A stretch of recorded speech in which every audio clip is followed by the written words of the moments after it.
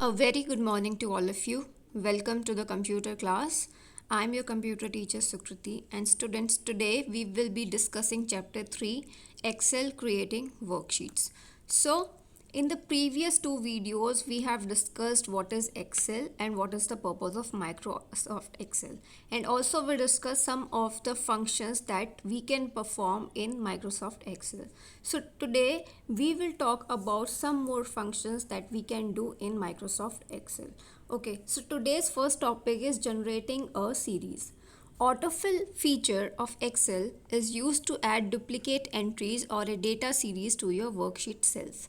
Okay तो हमारे पास जो एक्सेल है, माइक्रोसॉफ्ट एक्सेल जो है, उसके अंदर हमारे पास एक ऑटोफिल फीचर होता है जिसकी हेल्प से हम डुप्लिकेट एंट्रीज क्रिएट कर सकते हैं और साथ साथ डेटा सीरीज अपनी वर्कशीट के अंदर ऐड कर सकते हैं. You can create your own custom data lists as well as use built-in lists of common entries such as days of the week, months of the year and number series.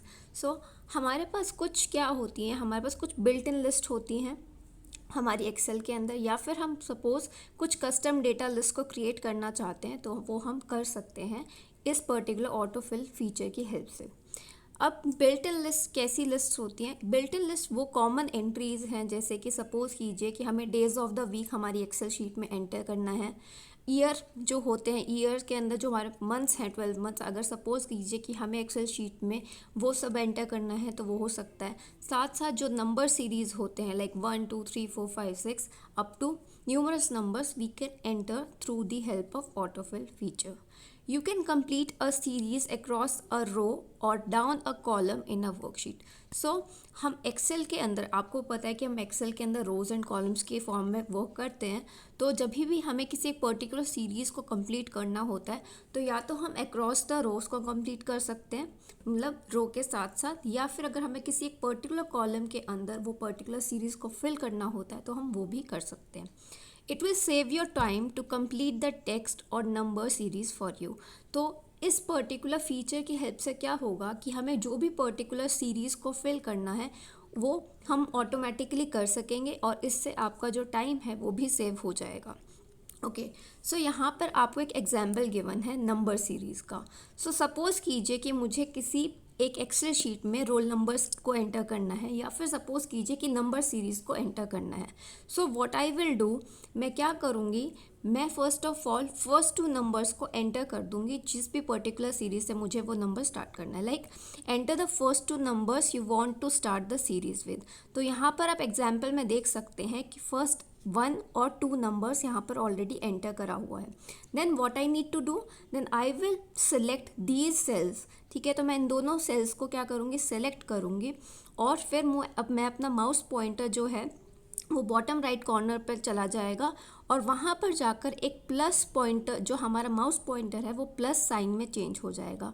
अब हम क्या करेंगे, उस plus sign को drag करते हुए हमारा cursor वहाँ तक ले जाएंगे जहाँ तक हमें उस पर्टिकुलर सीरीज़ को एंटर करना है. ठीक है, तो सपोज़ कीजिए जैसे यहाँ पर 1 और 2 उसने नंबर एंटर किया, देन हम ड्रैग करते हुए उस पर्टिकुलर पॉइंटर को 14th रो तक ले गए.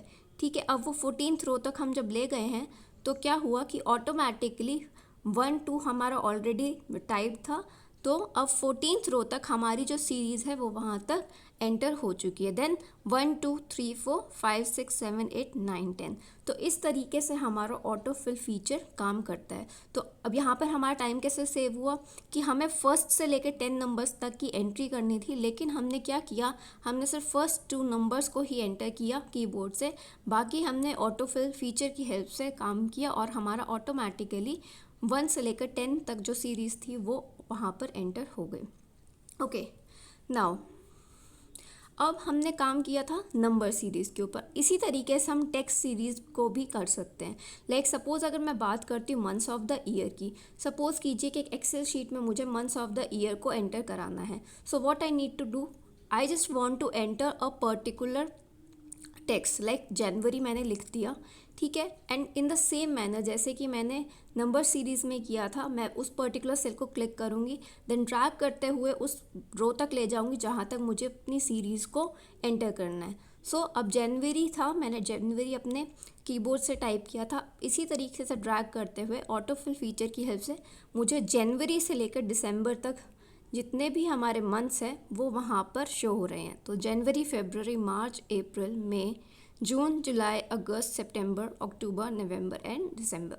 तो क्या हुआ कि इस तरीके से जो हमारा टेक्स्ट सीरीज़ थी वो ऑटोमेटिकली ऑटो फिल फीचर की हेल्प से अपने आप उसने वो सब एंट्रीज़ को वहाँ पर एंटर कर दिया।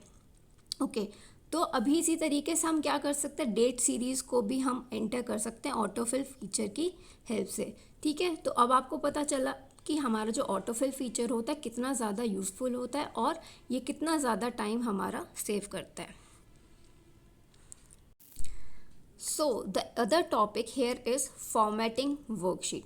Formatting is a very important feature in Excel. Formatting displays the worksheet in an attractive and more legible outlook. ठीक है, तो अगर कोई आपसे पूछता है कि व्हाट इज़ फॉर्मेटिंग, तो फॉर्मेटिंग का बेसिकली पर्पस क्या होता है कि हम किसी भी डॉक्यूमेंट में काम कर रहे हैं तो वहाँ पर हम कुछ पर्टिकुलर चेंजेस इस तरीके से वहाँ पर अकर कराते हैं ताकि जो हमारा डॉक्यूमेंट है वो और भी ज़्यादा अट्रैक्टिव लगे और ज़्यादा अच्छे से रीड हो सके। जो हमारा फॉर्मेटिंग है एक बहुत इंपॉर्टेंट फीचर है एक्सेल में, और फॉर्मेटिंग की हेल्प से हम अपनी वर्कशीट्स को और भी ज़्यादा अट्रैक्टिव बना सकते हैं और साथ ही साथ उसको एक लेजिबल, ज़्यादा लेजिबल आउटलुक दे सकते हैं। लेजिबल मीन्स कि हम उसको ज़्यादा रीडेबल लुक दे सकते हैं। You can make your worksheets more presentable by applying one or several of Excel formatting features. तो हम अपनी वर्कशीट्स के अंदर एक से ज़्यादा जो भी हमारे पास फॉर्मेटिंग फीचर्स अवेलेबल हैं एक्सेल में, उस सब चीज़ों को अप्लाई करके अपनी वर्कशीट को और भी ज़्यादा प्रेजेंटेबल लुक दे सकते हैं। This chapter shows you how to improve the appearance of your worksheet data by changing the font and size of the data, adding color and shading, and giving your worksheets a more professional and polished look. तो इस chapter में हम अपनी worksheet को कैसे और भी ज़्यादा ब्यूटीफुल बना सकते हैं, वो क्या क्या कैसे कैसे करके कर सकते हैं हम अपने फॉन्ट का जो साइज़ है, जो फॉन्ट है उसको चेंज कर सकते हैं, हमारा जो डेटा का साइज़ है उसको चेंज कर सकते हैं, as well as we can add some colours and shading. और साथ साथ इस वजह से क्या होगा, हमारी जो एक्सेल शीट है वो और भी ज़्यादा प्रोफेशनल और पॉलिश्ड दिखेगी। ओके, सो हमारा जो फर्स्ट फीचर है वो है changing the font of data. अब फॉन्ट क्या हुआ, सपोज कि अगर मेरा जो टेक्स्ट मैंने लिखा है मैं उसका जो स्टाइल है अगर उसको चेंज करना चाहती हूँ तो मैं वो चेंज कर सकती हूँ। You can change the font of data to enhance the readability and appearance of your worksheet. तो मैं जब डेटा का फॉन्ट चेंज करूँगी तो उससे क्या होगा कि हो सकता है कि मेरा जो टेक्स्ट है वो और भी ज़्यादा रीडेबल बन जाए और साथ साथ इस तरीके से मेरी जो वर्कशीट है उसकी अपीयरेंस भी थोड़ी सी चेंज होगी। ओके, तो क्या करते हैं हम, बेसिकली जो भी हमारा सेल है जिसके अंदर जो भी पर्टिकुलर डेटा अगर मुझे उसका फॉन्ट चेंज करना है, so firstly I will click on that particular cell, then I will go to the home tab और वहाँ पर होम टैब पर मेरे पास फॉन्ट का ऑप्शन आएगा। तो मैं वहाँ पर जब फॉन्ट का ऑप्शन आएगा वहाँ पर मैं डाउन एरो पर क्लिक करूँगी, मेरे पास बहुत सारे ऑप्शंस आ जाएंगे फॉन्ट स्टाइल के। तो अब मुझे जो पर्टिकुलर डेटा ना चेंज करना है, मेरे पास जिस भी ऑप्शन में उसको मैं चेंज करना चाहती हूँ मैं उस पर्टिकुलर ऑप्शन पर क्लिक कर दूँगी और इस तरीके से मेरा वो पर्टिकुलर फॉन्ट उस पर्टिकुलर डेटा पर अप्लाई हो जाएगा। Okay, so after that I now can see the change in the font style of my data. Okay, तो इस तरीके से हम क्या करते हैं, फॉन्ट स्टाइल अपने किसी भी पर्टिकुलर डेटा का चेंज कर सकते हैं। After that we have another topic that is changing the font size of that data. अभी तक हमने फॉन्ट स्टाइल चेंज किया था, अब हम फॉन्ट साइज चेंज करेंगे। ठीक है, तो हम क्या कर सकते हैं, हम अपना डेटा है जो भी वर्कशीट के अंदर उसका साइज इंक्रीज भी कर सकते हैं और साथ साथ उसका साइज डिक्रीज भी कर सकते हैं। सो मुझे जो भी पर्टिकुलर डेटा को चेंज करना है, ठीक है, जिस भी पर्टिकुलर डेटा का फॉन्ट साइज चेंज करना है मैं उसको सेलेक्ट करूँगी, then I will go to the home tab and वहाँ पर जो मेरे पास फॉन्ट साइज़ है उसके साथ में एक डाउन एरो आ रहा होगा, उस पर मैं क्लिक करूँगी एंड जो भी मुझे पर्टिकुलर साइज़ वहाँ से सेलेक्ट करना है मैं उस पर्टिकुलर साइज़ पर सेलेक्ट करूँगी और इस तरीके से मेरा जो वो पर्टिकुलर फॉन्ट साइज़ है मेरे उस पर्टिकुलर डेटा पर अप्लाई हो जाएगा और इस तरीके से मैं अपना फॉन्ट साइज़ जो डेटा का है वो चेंज कर सकती हूँ। Okay, so after that we have another topic, that is centering data across columns. You can center data across several columns in your worksheet. तो मान लीजिए कि सपोज मैंने एक वर्कशीट बनाई रिपोर्ट कार्ड के नेम से, ओके। तो वो सपोज कीजिए कि वो जो पर्टिकुलर रिपोर्ट कार्ड जो मैंने लिखा है वो बी कॉलम के अंदर है, ठीक है। तो अब मैं रिपोर्ट कार्ड की एक शीट बना रही हूँ, उसमें बहुत सारा डेटा है और रिपोर्ट कार्ड उस पर्टिकुलर वर्कशीट की हेडिंग है, ठीक है। तो अब what I want to do is कि मुझे उस रिपोर्ट कार्ड की जो हेडिंग है उसको कॉलम्स के सेंटर में लेकर आना है। तो ये जो पर्टिकुलर टॉपिक है हम इसी रिगार्डिंग पढ़ेंगे। सो अगर आपको यहाँ पे एग्जाम्पल दिख रहा है तो यहाँ पर प्रोग्रेस रिपोर्ट के नेम से एक हेडिंग बनी हुई है।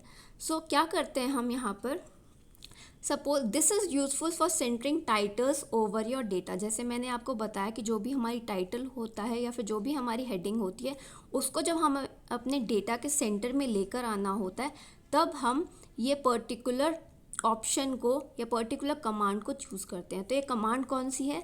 So you can use the merge and center command to quickly create a merge cell to hold the title text, ठीक है। तो हम यहाँ पर मर्ज और सेंटर कमांड का यूज़ करते हैं ताकि हम सेल्स को, जितनी भी हमारी सेल्स हैं उनको मर्ज कर सकें और वो पर्टिकुलर मर्ज सेल जो है वो टाइटल को बिल्कुल सेंटर में कर सकें। तो हम क्या करेंगे, हमारा जो भी सेल्स है हम उनको सेलेक्ट करेंगे जहाँ पर हम डेटा को अपने सेंटर में लाना चाहते हैं। After that we will go to the home tab, वहाँ पर एक मर्ज इन सेंटर बटन आएगा, वहाँ पर हम क्लिक करेंगे, ठीक है। और इस तरीके से हमारा जो, अगर आपको यहाँ पे दिख रहा है, जो प्रोग्रेस रिपोर्ट जो हमारा एक टेक्स्ट है वो इस तरीके से अब सेंटर में आ जाएगा, ओके।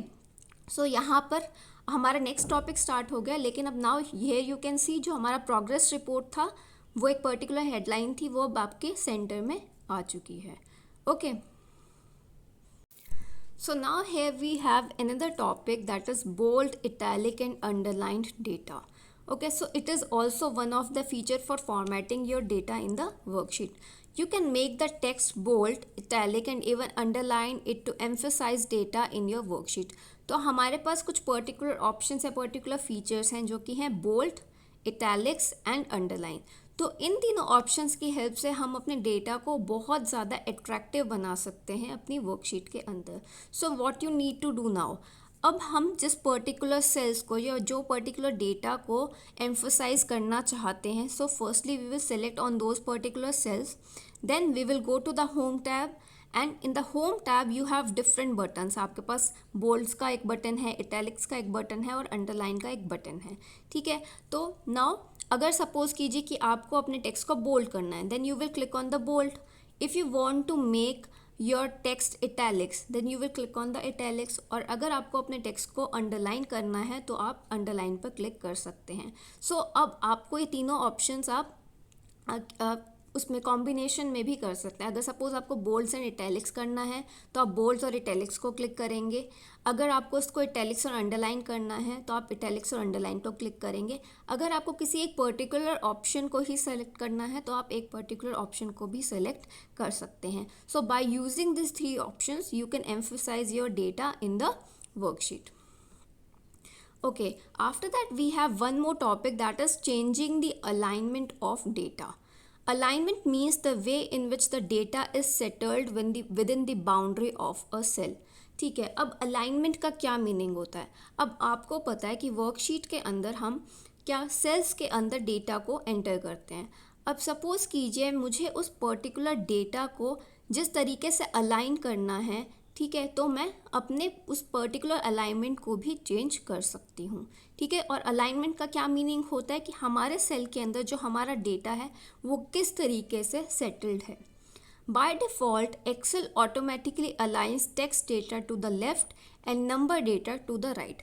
तो अगर आपको याद है तो हमने सबसे फर्स्ट वीडियो के अंदर ये पढ़ा था कि एक्सेल के अंदर बाय डिफ़ॉल्ट जो हमारा टेक्स्ट डेटा होता है, मतलब जो भी किसी भी टाइप का अल्फ़ाबेटिकल टेक्स्ट है वो हमारा क्या होता है, लेफ़्ट अलाइनमेंट मिलता है उसको। मतलब any type of character which is in alphabets वो उसको ऑटोमेटिकली लेफ़्ट अलाइनमेंट मिलता है। और जो हमारे पास नंबर्स होते हैं उनकी alignment automatically by default right होती है। Data is also aligned vertically to settle at the bottom of the cell.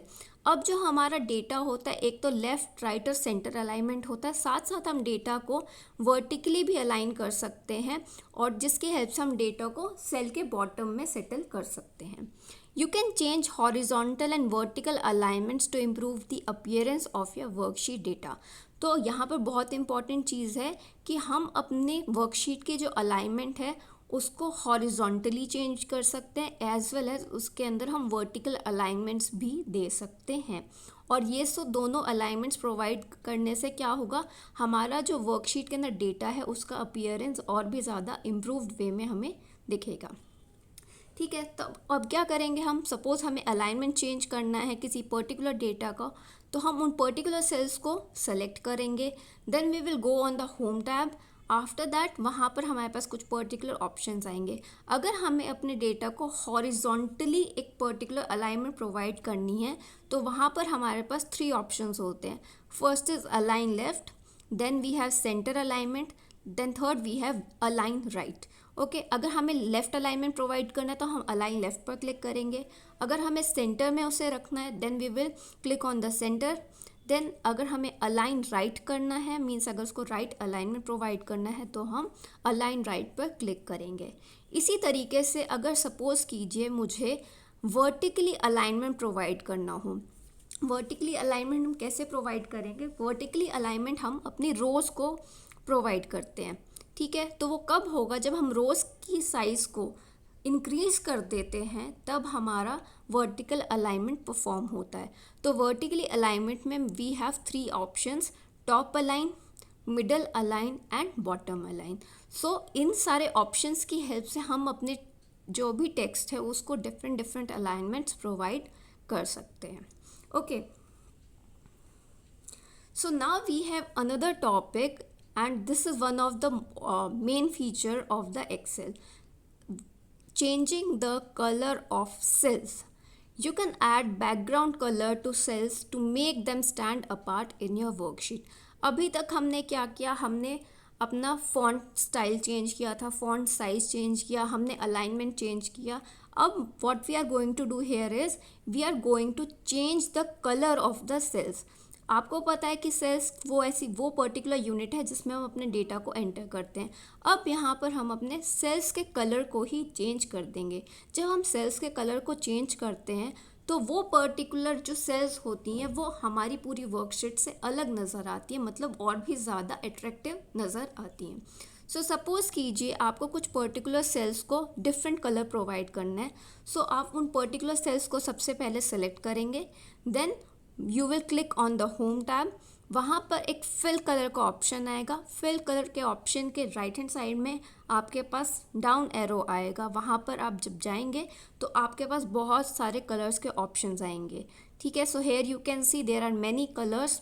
सो आपको जिस भी पर्टिकुलर कलर में अपने उस सेल्स को कलर करना है वो पर्टिकुलर कलर को आप सेलेक्ट कर लेंगे और साथ ही साथ जो आपकी सेल्स आपने सेलेक्ट करे थे वहाँ पर ये पर्टिकुलर कलर अप्लाई हो जाएगा और इस तरीके से आपकी जो वर्कशीट है वो अलग लुक में नज़र आएगी.